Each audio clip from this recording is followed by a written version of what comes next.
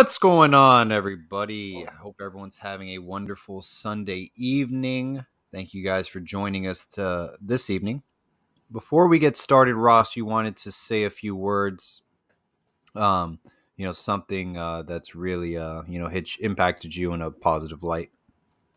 It started off as something negative, unfortunately. You guys are on Twitter. You're aware. My brother's in the hospital fighting COVID right now, and he has not been doing good. It's been a battle. It's definitely been a battle. We had an amazing 2022 recruit. Actually, 2022 Canes commit.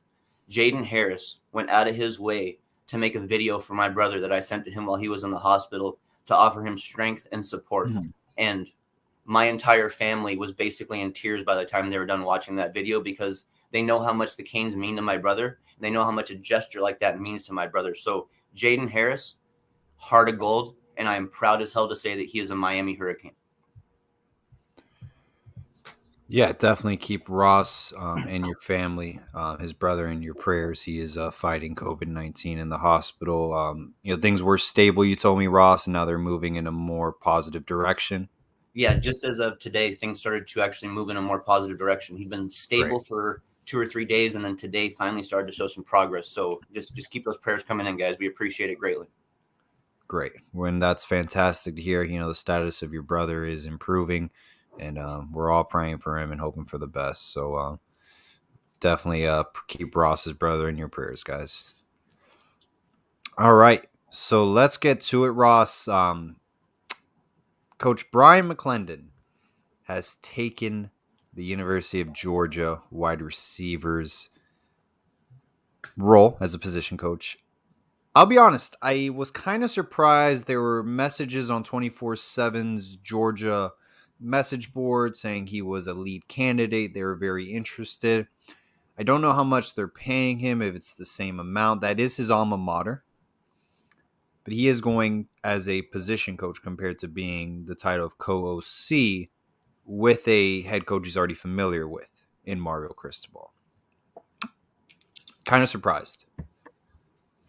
I mean, it's the SEC lure. We've talked about it before, Paul. It's pretty tough for coaches to turn that down, especially when you got the team that just won the national championship offering you a spot. Some people look at it as and go, of course, well, he's taking a step backwards doing that, losing the co-DC title, but just being a position coach. Well, when you get to a school like Georgia and you get to a school like them that have been winning titles or competing for titles, you're not necessarily going backwards. You're putting yourself on a bigger stage and you're trying to prove yourself at the position that you're coaching and the position you've been coaching for a while.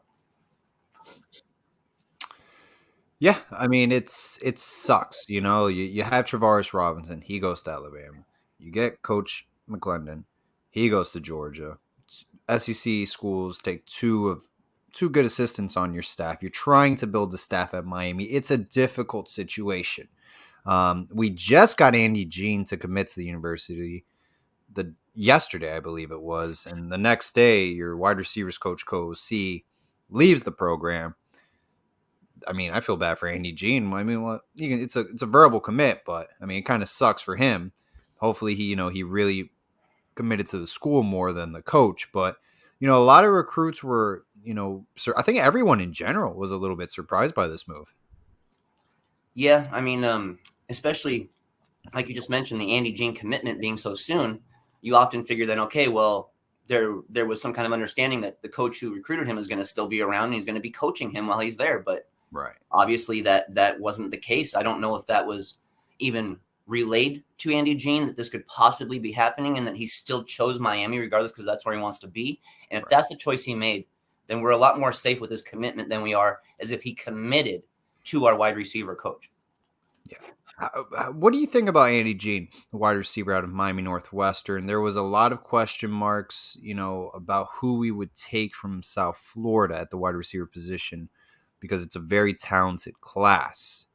I'll be honest, I didn't know if Andy Jean would have been the first commitment off the board. So I'm curious, what have you seen from Andy? Because I know you've watched his film a lot, and he's a very intriguing prospect. He's very sound technically already. He does a lot of the little stuff and he does it really well. And he also offers some big play capability as well. He's a good athlete on top of it. He's the kind of guy that you want to bring in for a young wide receiver core with that kind of an IQ, a guy that can come in and almost be a coach for the other guys who are out there with him while they're developing. That's kind of where I kind of see this move with him. You know, I will personally say I think Andy Jean has been under the radar this time, even though he's had respect and he's been talked about. I think his ranking is too low. I think he's a better player than what the recruiting services are saying. Yeah. Well, I mean, it's going to be very interesting. What happens with his commitment. But, a lot of people are very high on Andy Jean, coming out of a great program in Miami Northwestern.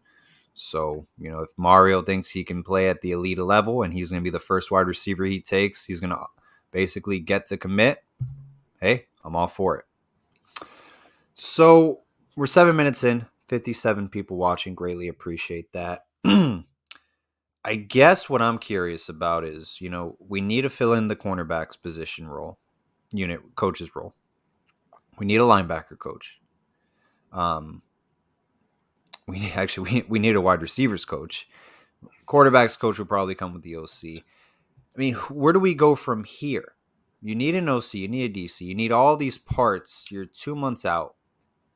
Ross, and I know you have your perspective about this. Do you think it's time to at least hey, what's going on here? I don't want to use the word panic, but at least question hey, are things going in the right direction? I feel confident they are, but I think we swung and missed on a few names we thought we would get first priority. That's kind of where I'm at with this too. I think we had our guys prioritized. They didn't quite happen.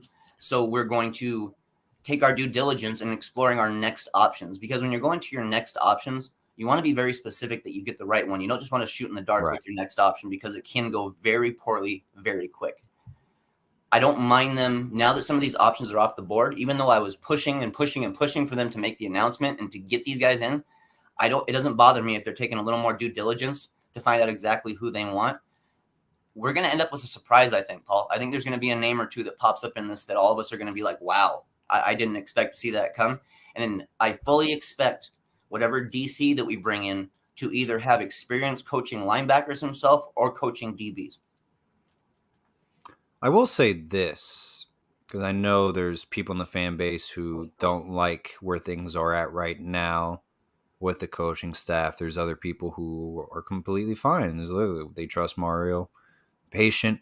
At the end of the day, whoever we hire, if we don't win football games, we don't go to the ACC title game, win the ACC year in and year out, paying Mario Cristobal that amount of money, then that's what I'm more worried about, is winning football games. Yes, your coaching staff is the backbone of your college football program. No doubt about it. And when we get those guys, we'll get them. But we got to win games. So I don't care who we hire. We just got to win football games and get back to, at least being relevant, because we haven't. We really haven't. When this program took a few steps backwards before the Mario Cristobal hire, now we got to take a few steps forward. And I'm trusting him. During his time at Oregon, he's had a couple coordinators that he's hired, gone on to that were head coaches at other programs. I'm not as worried. I didn't think Mario Cristobal expected that he would be losing Coach McClendon and Travaris Robinson. Yeah, he wouldn't have brought McClendon all the way in from Oregon and offered him that co-DC role had he thought this was going to be a major possibility, honestly. Paul, I have a question for you, considering all of this that's going on right now, and kind of curious. And this is all hypothetical, of course, but let's say that we truly miss on our top guys. Say that we even might have missed on our plan B guy already and we're not even aware of it. Would you be more comfortable then with us trying to find a temporary placeholder to put in at these coordinator positions until we can get the guys we want? Or do we just kind of swing for the fences and hope we land something? No, I don't necessarily think of a placeholder, because, for example, you put in a guy like James Coley. Oh, there's your wide receivers coach. There's your offensive coordinator, quarterbacks coach. Well, they'll probably put him at quarterbacks coach, not wide receivers coach. He's the wide receivers coach or tight ends coach at Texas A&M now, more as a recruiter. But James Coley has OC experience, right? Yeah, let's give him a shot at OC. I don't like that. I don't like that, because I I think there's bigger fish we can go after. For example, um, I think you have to go all in and get the guy you want. I think they swung and missed originally on Joe Brady. Joe Brady wanted to stick around, see what NFL jobs he was going to get. I don't think those NFL jobs ever came by. Maybe they're revisiting that. Seemed like they were talking to Kendall Briles. He wasn't the favorite. He's sticking at Arkansas. They wanted Jason Candle, Toledo's head coach. They made an official offer to Coach Candle. Gave him what they offered him, over 1.5 or something like that. Who knows what he's making at Toledo. He rejected it. He declined the formal offer.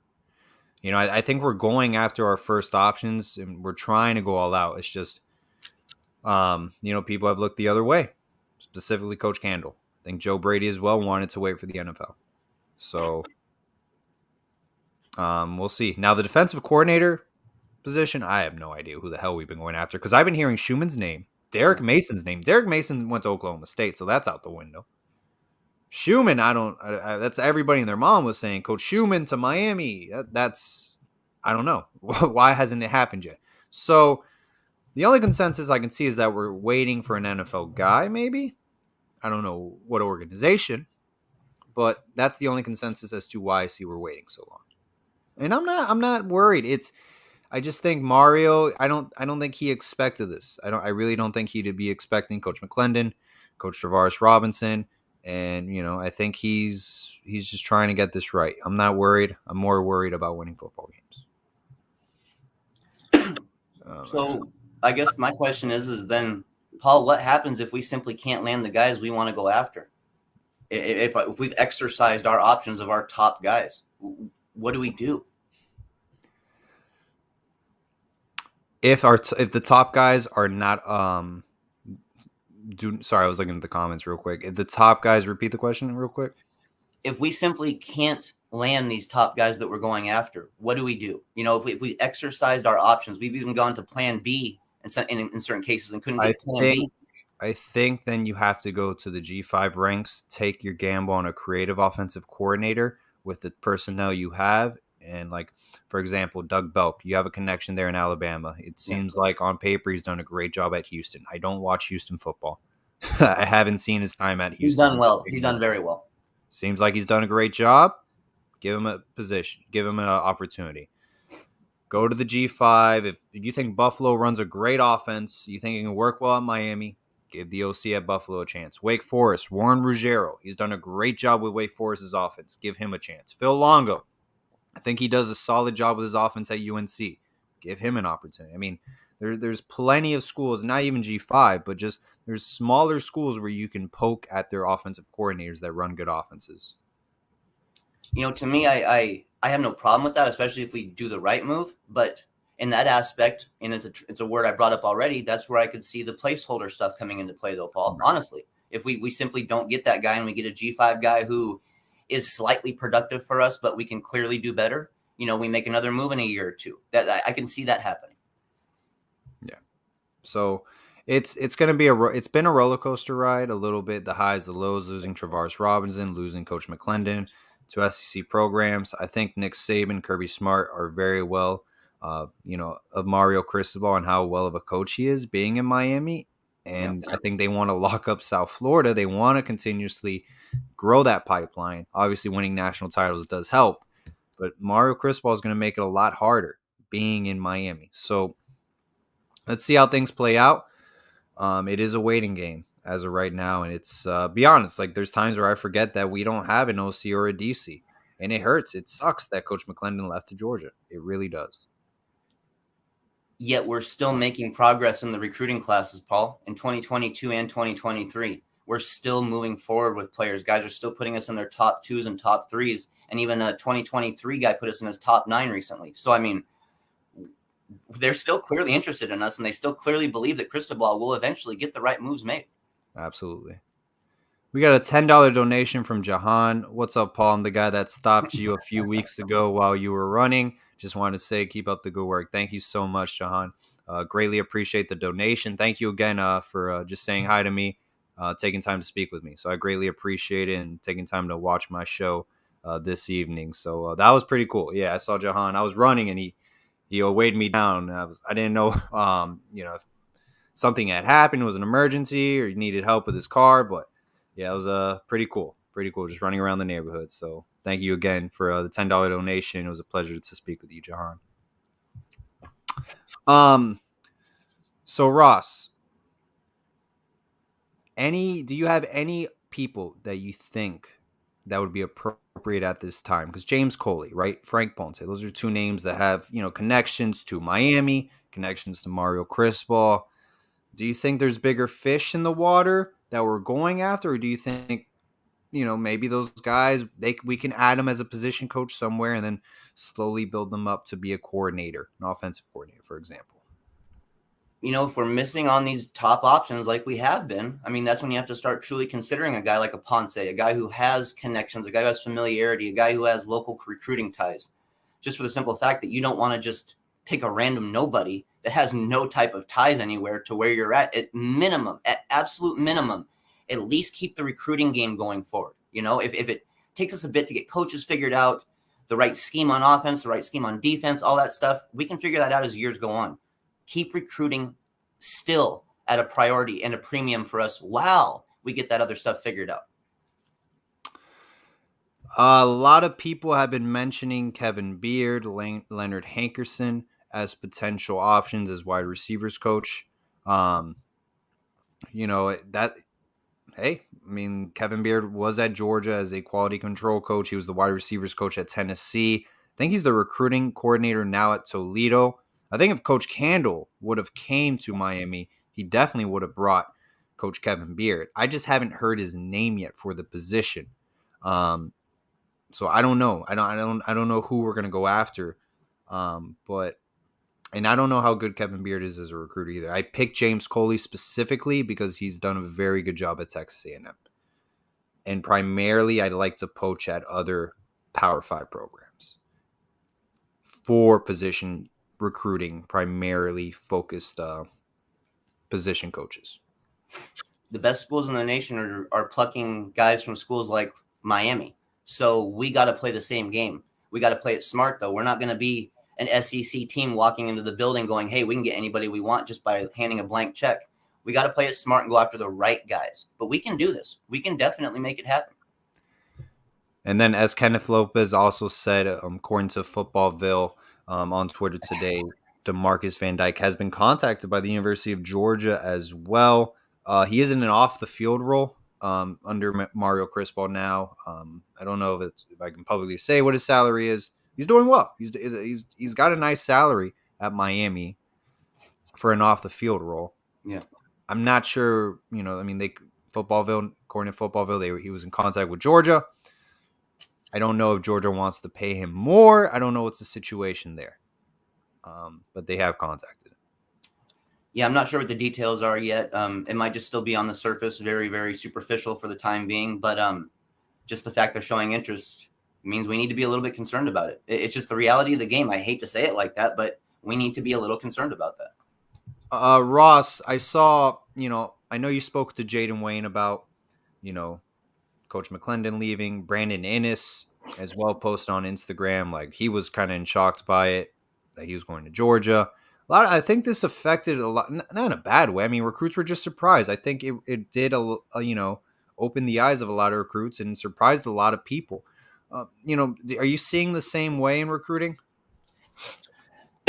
Yeah, it definitely opened their eyes a little bit, but it's not made them hit the pause button. You know what I'm saying? It's not made them go, Miami's not the place to be anymore. I think that this is the ultimate trust in Cristobal is what it is. And it's trusting that the head coach is going to get things right. If the best teams in the nation are plucking guys from our staff, that means that we're picking up some of the best guys in the nation to put on our staff. That's what I see. These guys wouldn't be going after him if they weren't good. So Cristobal knows what he's doing. So this is where we put our faith in him again to make the right choice going forward, even though we didn't get our top one. I agree. How do you think this weighs out now? Shamar Stewart with Miami and Georgia as probably his two schools that he's going to pick from. It's tough, man. Without a coordinator in place, it's really tough to land a guy like Shamar Stewart, and especially with how prolonged his recruitment's gone on and how flashy it's been. It's pretty tough, man. Even if we were to hire a guy out of like say we make a hire in 2 or 3 days, is that enough time for Shamar Stewart to build a relationship with this guy and get comfortable with him? Or do we have to literally go and try to find a guy who already has a relationship with him and try to work on it? Those are tricky games to play, Paul. They really are. As of right now, I don't think Shamar Stewart's going to pick Miami without a coordinator. Wow. We're just predicting. This is not, it's just we're educated guesses. Yep. Really, I mean, it's been Mario, Joe Salavea, primary recruiters. Yep. I'm sure DeMarcus Van Dyke has built up that relationship as well from the past coaching staff. Travaris Robinson used to. It'll be interesting. I'll say this. Are you more confident about Dave Luley coming to Miami or Shamar Stewart? We've been making strides with Luley a lot. Yeah, I'm more confident with the offensive lineman, just for the simple fact that Cristobal himself is an offensive line coach, and we still got Coach Mirabal there. So we've got that unit as one of the top 5 units in the nation, basically, as far as I'm concerned, with our head coach and our offensive line coach. That's a top 5 offensive line unit going forward, or at least top 5 in terms of future productivity and recruiting. So I'm much more comfortable on the offensive line right now, definitely.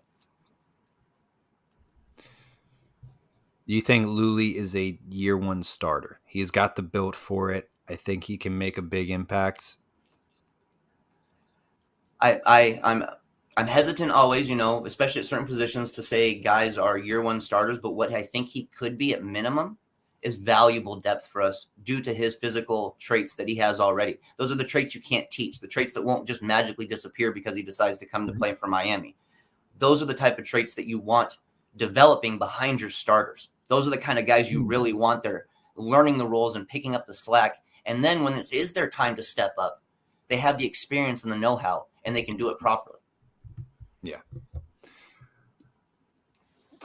All right. If you guys have any questions, feel free to drop them in the chat. Anything you want us to talk about? I know it was Sean had a question that when we first started the show with Sean Rounds, bring it back up, about Andy Jean potentially going to Georgia to follow Coach McClendon. They did just win a national title. Now, I don't know in the eyes of Kirby Smart if taking Andy Jean so early in the recruiting process, if that is a take right now. Maybe their eyes are on Brandon Innes more as a priority. I don't know what's on their agenda for recruiting wide receivers in the South Florida area. They may have other priorities instead of Andy Jean.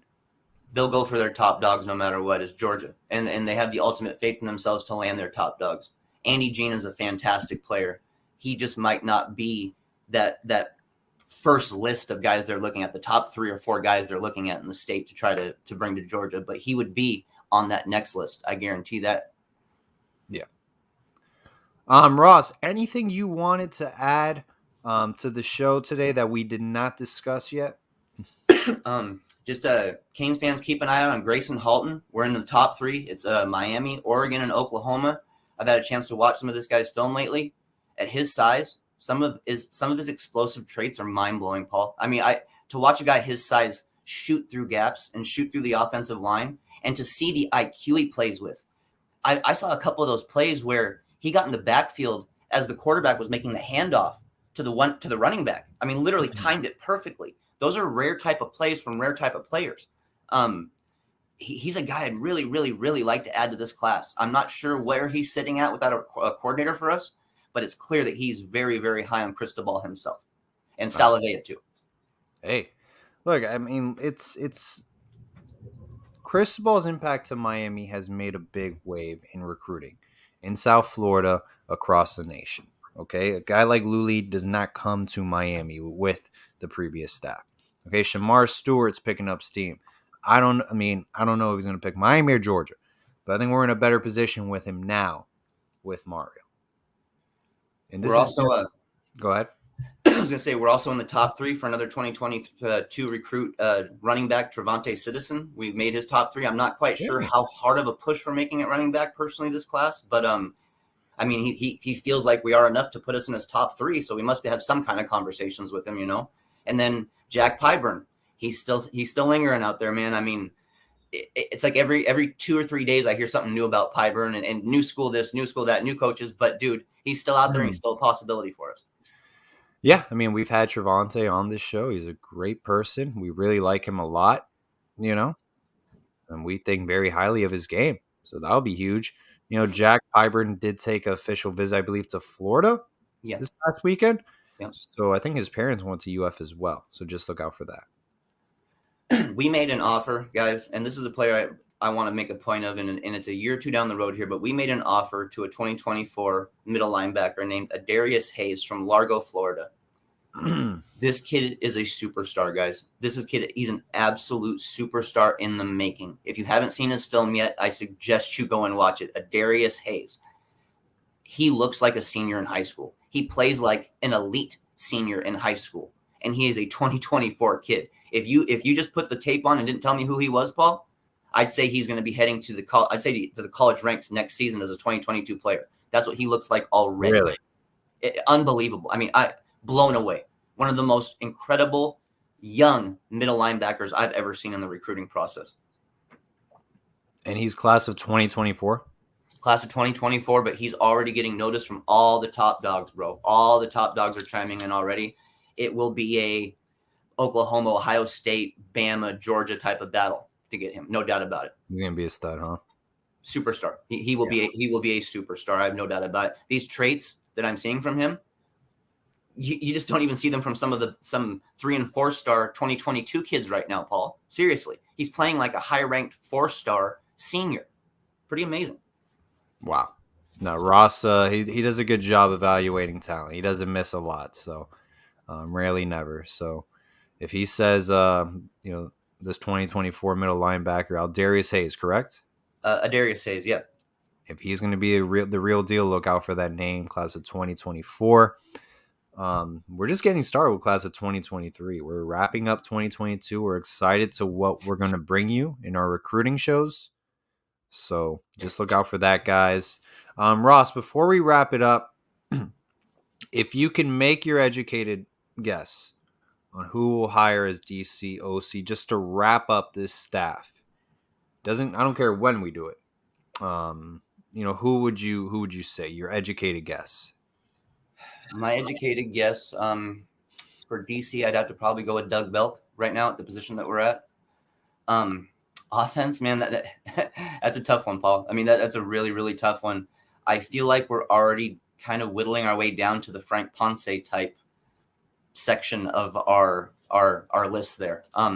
While he's not exactly the guy I'd want us to bring in, I'm not going to freak out if we do bring him in, but what I would expect him to be is of that placeholder style of a 1 or 2 year guy while we look for somebody better. But Paul, right now, I'll honestly say it, I'm pretty confused at offensive coordinator. I really am.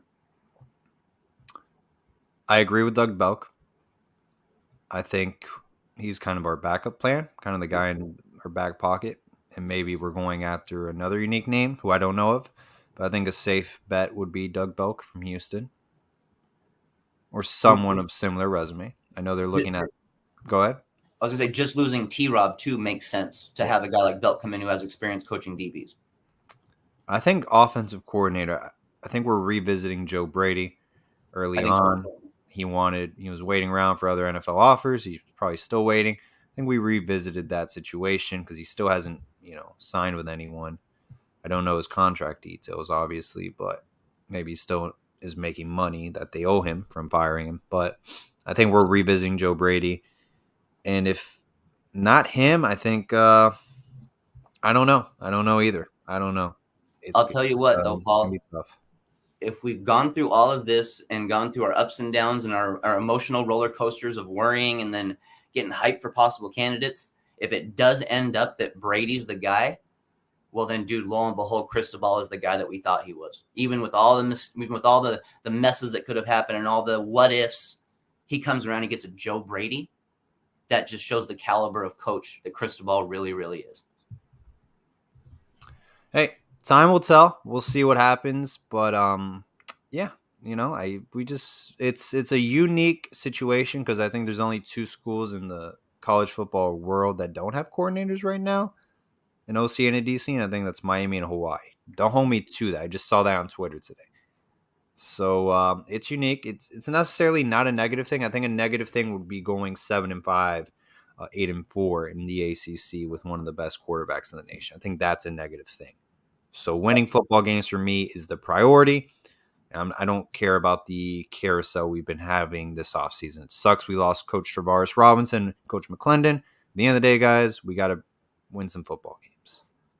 It's simple. One of the other things that could be tough, and I don't expect it to happen, but it does happen. If we were to start losing some of these 2022 recruits because of these coaching changes that we have, that could be tough, dude, just because of where we're at in that class right now. Right. We want to finish strong, too. We want to get Luley and Shamar Stewart, Mason Thomas as well, Ahmad Moden. I think those 4 names are going to be huge. I think Pyburn, I don't know. We'll see. We'll see. Those Jacksonville guys with Florida bloodlines are kind of tough to reel in. Yep. And then Shamar Stewart being the big dog still, so Grayson Halton still out there as well. So, I mean, we've got some very intriguing guys who have us in their top schools without coordinators. So let's hope that the good times can keep going while we adjust and add coaches. That's all we can ask for. Absolutely. All right. Well, quick show tonight. We're going to always come back next week with a recruiting show. And, whatever new news comes out, we'll talk about it.